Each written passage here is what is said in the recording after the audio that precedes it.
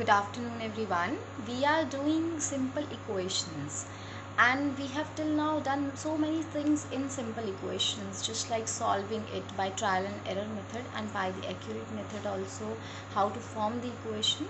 In today's class, we will again try to further explore the equations, more complex equations, and try to solve them, and then we will try to find an equation, some equations from the given solution. It means we are till now doing that how to solve the equation. In today's class we will further explore one more thing, that if we are given the solution, then how we will come to the equation portion. So let's start. So first, some of the parts of question number 2 were left. We will do those questions also. Question number 3, again the solve the following equations. I am telling you every time that you are solving the equation, but you have to write the steps. Every step you have to write, don't just solve it. ठीक है. And question number 4 में आपको क्या करना है, construct 3 equations. देखो इस बार आपको सोल्यूशन गिवन है x is equals to 2.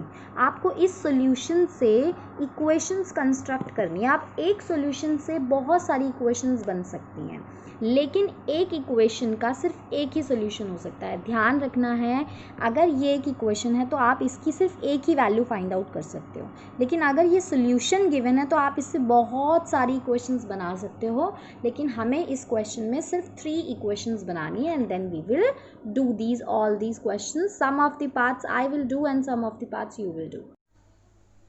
Some of the parts of question number 2, first of all let's solve them and then we will come to next questions. So question number 2, h part.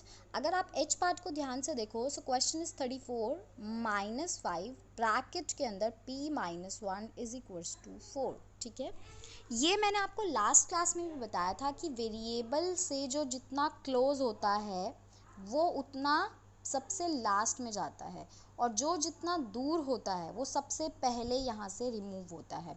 तो क्योंकि हमें value निकालनी, solution निकालना है, मतलब हमें variable की value निकालनी है, उसके लिए हमें वेरिएबल को सेपरेट करना पड़ेगा.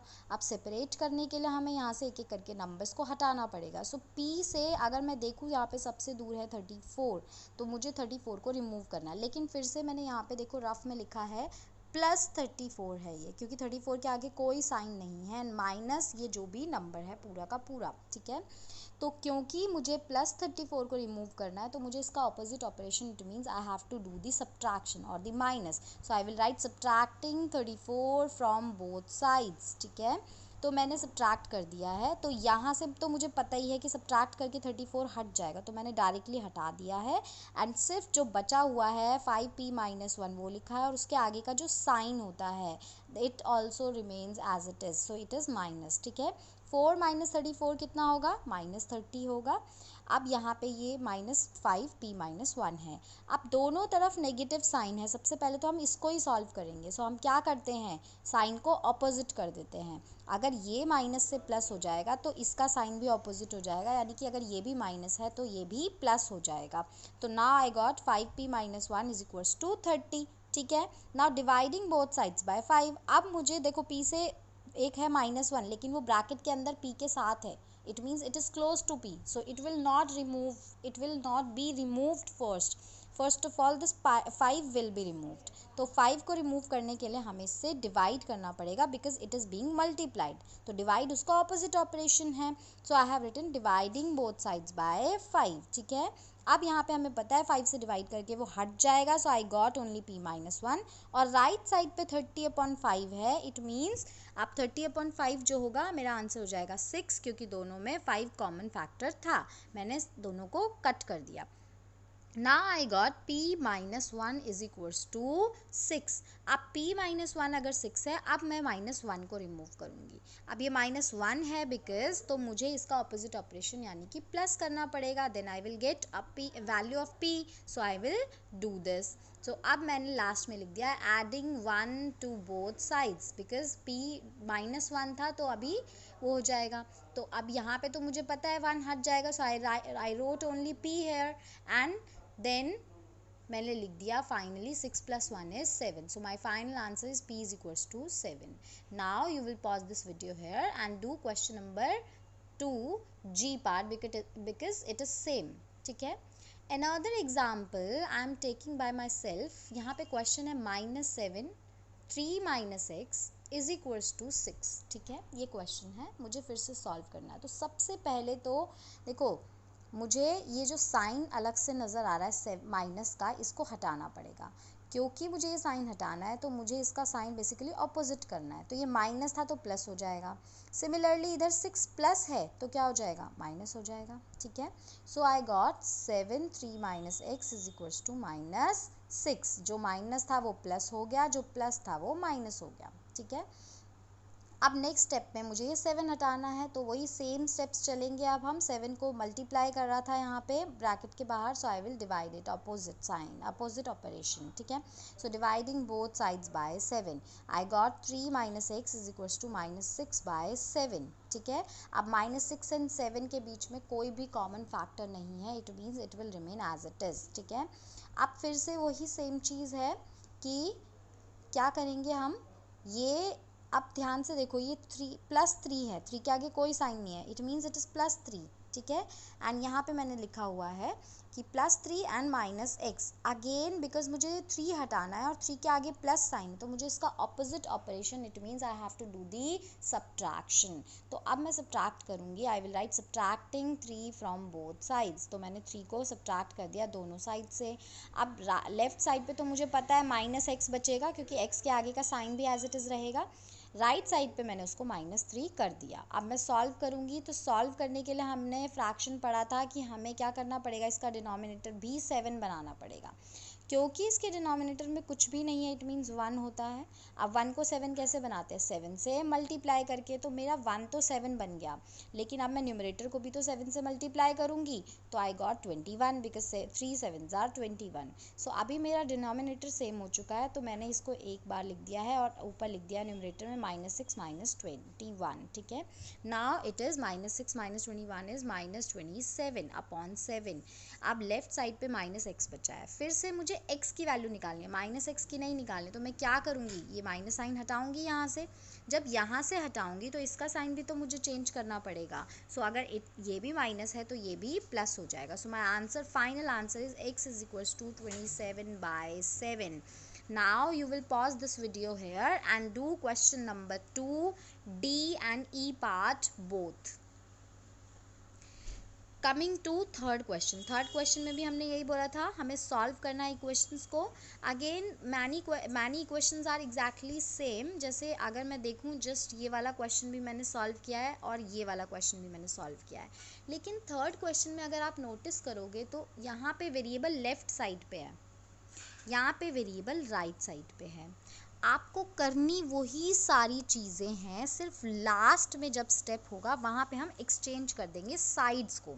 वेरिएबल को ले आएंगे लेफ़्ट साइड पर और नंबर ले आएंगे राइट साइड पर। अदरवाइज़ बिल्कुल करना वही सेम चीज़ है, हमें वेरिएबल को सेपरेट करना है ना, तो हम वेरिएबल के साथ जो जो चीज़ें हैं उन सबको हटाते जाएंगे। क्योंकि वेरिएबल के साथ ब्रैकेट के अंदर 2 है, वो क्लोज है, तो उसको पहले नहीं हटाएंगे, पहले हम हटाएंगे जो वेरिएबल से दूर है, दैट इज़ 5। तो वही सेम चीज़ है, बिकॉज 5 यहाँ पे मल्टीप्लाई हो रहा है वेरिएबल के साथ, तो हमें डिवाइड करना पड़ेगा। तो हमने डिवाइडिंग बोथ साइड्स बाय 5 कर दिया। ठीक है, अब यहाँ पे बचा -4/5, यहाँ बचा p-2। 5 तो हट गया है यहाँ से, फिर से p के साथ अभी भी -2 है। क्योंकि ये -2 है तो मुझे इसका ऑपोजिट ऑपरेशन ऐड करना पड़ेगा, तो एडिंग 2 टू बोथ साइड्स। ठीक है, अब मैंने ऐड कर दिया है बोथ साइड्स पर, मुझे पता है यहाँ से तो 2 हट जाएगा। ठीक है, यहाँ पे बचा सिर्फ p, फिर यहाँ पे बचेगा -4/5 + 2। एक और चीज़, जब ये मेरा एक स्टेप है, ये मेरा दूसरा स्टेप है। ठीक है, जब भी मैं एक ही लाइन के अंदर सारे के सारे स्टेप्स लिख रही हूँ, तो उन स्टेप्स को सेपरेट करने के लिए हम बीच में ये एरो का साइन ज़रूर लगाते हैं, इट इज़ कॉल्ड इम्प्लाइज। ठीक है, ये इम्प्लाइज का साइन 2 स्टेप्स के बीच में ज़रूर लगता है, याद रखना। तो अब मुझे +2 करना है, फिर से वही सेम चीज़ है, फ्रैक्शन है, 2 के नीचे डिनोमिनेटर में 1 है, कुछ भी नहीं है मतलब 1 है, लेकिन इसका डिनोमिनेटर 5 है, तो प्लस माइनस करने के लिए हम डिनोमिनेटर्स को इक्वल करते हैं। तो अब इस 1 को इक्वल करने के लिए 5 से मल्टीप्लाई करना पड़ेगा। तो अगर मैं इसको 5 से मल्टीप्लाई करूँगी तो ऊपर न्यूमरेटर भी तो 5 से मल्टीप्लाई होगा। सो 2 5s are 10 नाउ। सो अभी मेरा डिनोमिनेटर जो है वो सेम बन चुका है, राइट साइड पे मेरे को सिर्फ p बचा है। ठीक है, तो अब हम आते हैं नेक्स्ट स्टेप पे। तो मैंने यहाँ पे 2 5 थे तो डिनोमिनेटर पे एक सिंगल 5 लिखा, न्यूमरेटर में क्या था -4 + 10, ठीक है, = P। तो अब मेरे पास जो आंसर आ गया -4 + 10, हमें पता है माइनस प्लस माइनस होता है, तो we have done minus and bigger number positive था, 10 के आगे प्लस साइन है तो इसीलिए नंबर भी प्लस होगा अपॉन 5 P = P। नाउ अब एट लास्ट में क्या करूँगी, ये जो P राइट साइड पे है इसको ले आएंगे लेफ्ट साइड पे, और 6/5 जो लेफ्ट साइड पे है वो आ जाएगा राइट साइड पे। तो अब मेरा फाइनल आंसर बन चुका है P = 6/5। Now pause this video here and do question number 3A part. Let's solve one more part. This question I have taken by my own, ठीक है, मैंने ये खुद से लिया है। आप इसके बाद क्वेश्चन नंबर 3 का C पार्ट सॉल्व करोगे, ठीक है। अब क्वेश्चन में है क्या, क्वेश्चन में है -12 = -7 3 - y, ठीक है। फिर से वही सेम चीज़ है, ये राइट साइड पर है वेरिएबल। सबसे पहले अब मुझे वेरिएबल्स के साथ जितने भी नंबर्स हैं उन सबको हटाना है। तो सबसे पहले तो मुझे ये जो बाहर सबसे अलग से माइनस साइन दिख रहा है इसको हटाना पड़ेगा, इट मीन्स इसे चेंज करना पड़ेगा। तो अगर ये प्लस है तो ये माइनस हो जाएगा, वही से सॉरी माइनस है तो प्लस हो जाएगा। वही सेम चीज़ लेफ़्ट साइड पे भी होगी, माइनस है तो ये भी प्लस हो गया। फिर से वही सेम चीज़, 7 जो है वो बाहर है ब्रैकेट के यानी कि y से दूर है, तो सबसे पहले 7 हटेगा। नाउ 7 कैसे हटेगा, डिवाइडिंग बोथ साइड्स बाय 7, ठीक है। अब राइट साइड पे तो मुझे पता है 7 हट गया, लेफ्ट साइड पे क्या बन गया 12/7, ठीक है। अब 12/7 का मतलब इन दोनों में तो कोई भी कॉमन फैक्टर नहीं है, तो ये तो एज इट इज़ रहेगा। फिर से अगर मैं राइट साइड को ध्यान से देखूं तो it is basically +3 and -y। अब मुझे 3 को हटाना है, तो 3 तो प्लस है ना, तो मुझे इसका ऑपोजिट ऑपरेशन, इट मीन्स मुझे माइनस करना पड़ेगा, सब्ट्रैक्ट करना पड़ेगा। तो सब्ट्रैक्टिंग 3 फ्रॉम बोथ साइड्स, ठीक है। तो मैंने +3 को हटाने के लिए उसको सब्ट्रैक्ट करा है, तो मुझे पता है राइट साइड से तो ये हट जाएगा, ये हट गया, बचा यहाँ पे सिर्फ -y का साइन भी बचेगा। लेफ़्ट साइड पे मैंने -3 कर दिया। अब वही सेम चीज़ है कि 3 के डिनोमिनेटर में कुछ भी नहीं है, इट मीन्स देयर इज़ 1।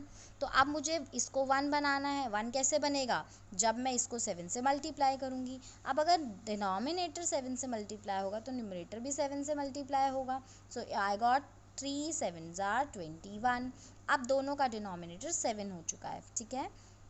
अब क्या करेंगे, 7 एक बार लिखा, ऊपर बचा 12 - 21, ठीक है, और राइट साइड पे आ गया -y। अब 12 - 21 प्लस और माइनस माइनस करेंगे, माइनस करके आंसर क्या आएगा 9 ओनली। बिगर नंबर 21 है उसके आगे माइनस साइन है, इसीलिए हमारा आंसर भी आया माइनस, ठीक है। तो -9/7। अब क्या है, -y की वैल्यू आई है, ये तो हमें तो y की वैल्यू निकालनी है ना, तो हम क्या करेंगे +y करेंगे। इसको जब इसको +y बनाएंगे तो इसको भी हमें साइन चेंज करना पड़ेगा, तो हमने लेफ़्ट और राइट दोनों साइड पे साइन चेंज कर दिया है ना। I got the value of y। अब एट द लास्ट फाइनली मैं क्या करूँगी, y को लेफ़्ट साइड पे ले आऊँगी और जो वैल्यू है 9/7 उसको ले आऊँगी राइट साइड पे, ठीक है। Now my final answer is y = 9/7। So similar type of question is question number 3 C part. Pause this video here and do that.